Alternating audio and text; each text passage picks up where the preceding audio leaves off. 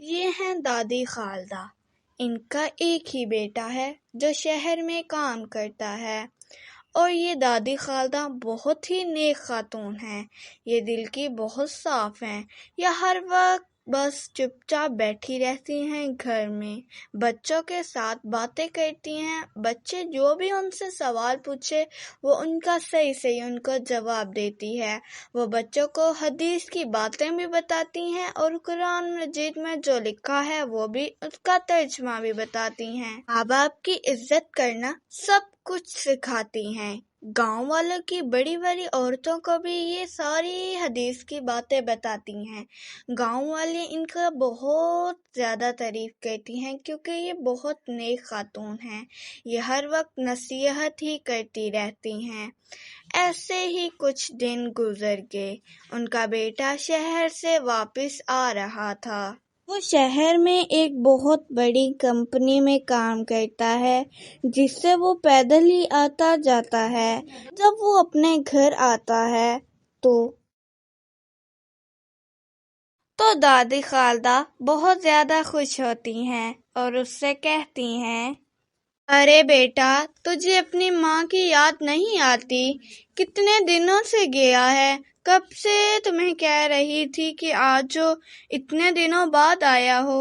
ماں، میں کون سا ادھر فالتو رہتا ہوں، کام ہوتا ہے اس لیے ہی جاتا ہوں نا۔ اس بار بھی مالک نے بہت مشکل سے 1 مہینے کی چھٹی دی ہے۔ اب میں کیا کروں، کام ہی اتنا ہوتا ہے کہ گھر کا سوچتا ہی نہیں ہوں۔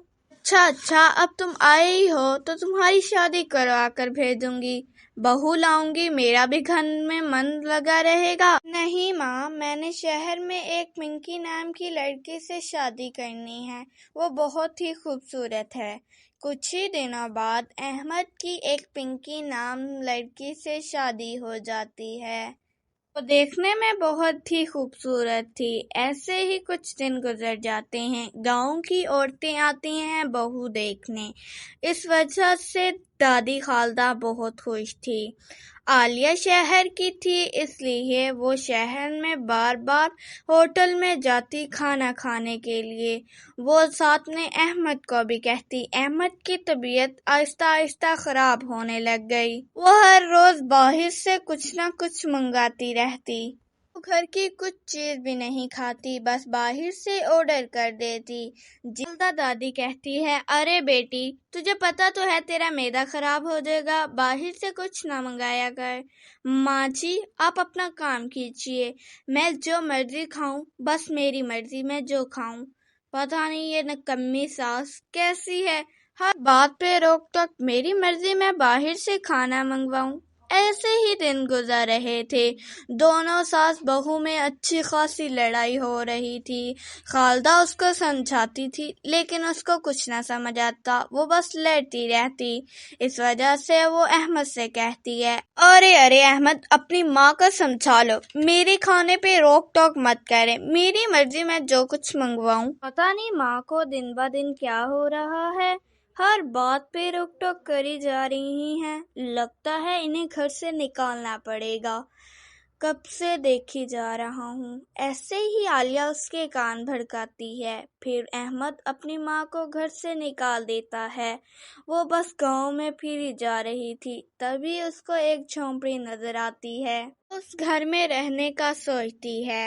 وہ وہاں جاتی ہے اور تھوڑا سا کہیں سے آٹا لا کر وہیں روٹیاں بنا کر کھا لیتی ہے۔ وہ خود ہی کھانا بناتی اور کھاتی۔ ایسے ہی دن گزرتے گئے۔ ایک دن اس کا بیٹا سڑک پر تھا تو تبھی ایک گاڑی آ کر اس کو کچل دیتی ہے، جس کی وجہ سے اس کے دونوں پاؤں اور آنکھیں چلی جاتی ہیں، جسے دیکھ کر عالیہ کہتی ہے، ارے تمہیں کس نے کہا تھا اندھوں کی طرح چلو، صحیح چل لیتے تو آج بچ جاتے نا، اب دیکھو آنکھوں سے بھی چلے گئے ہو۔ مجھے لگتا ہے مجھے اب اس گھر سے چلا جانا چاہیے، اب میں خود کماؤں گی اور خود کھاؤں گی، اب اس نبینا شخص کی مجھے ضرورت نہیں۔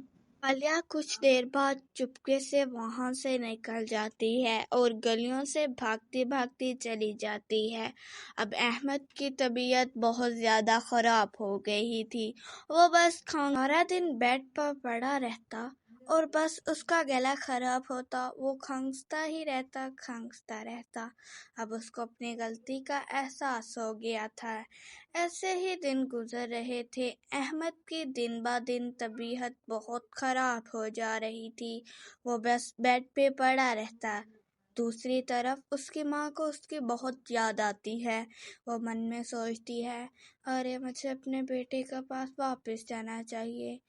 دادی خالدہ اپنے بیٹے سے ملنے آتی ہے جب اس کو اس حال میں دیکھتی ہے، اور وہ کہتی ہے، ارے بیٹا، میں نے تجھے پہلے ہی کہا تھا یہ شہری بہو مت لا۔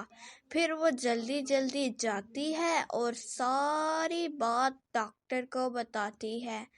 ارے ڈاکٹر صاحب، میرے بیٹے کا ایکسیڈنٹ ہوا ہے جس وجہ سے اس کی دونوں آنکھیں اور پاؤں ٹوٹ گئے ہیں۔ آپ جلدی سے آئیے اور میرے بیٹے کو ٹھیک کریے۔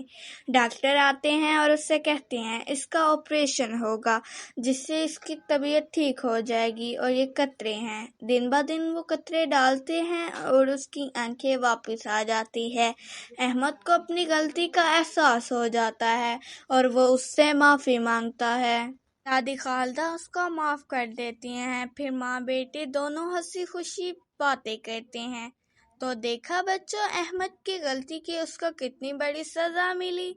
ہمیں بھی چاہیے کہ ہمیں اپنی ماں کا اچھے سے خیال رکھنا چاہیے تاکہ ہم پہ کوئی مصیبت نہ آئے۔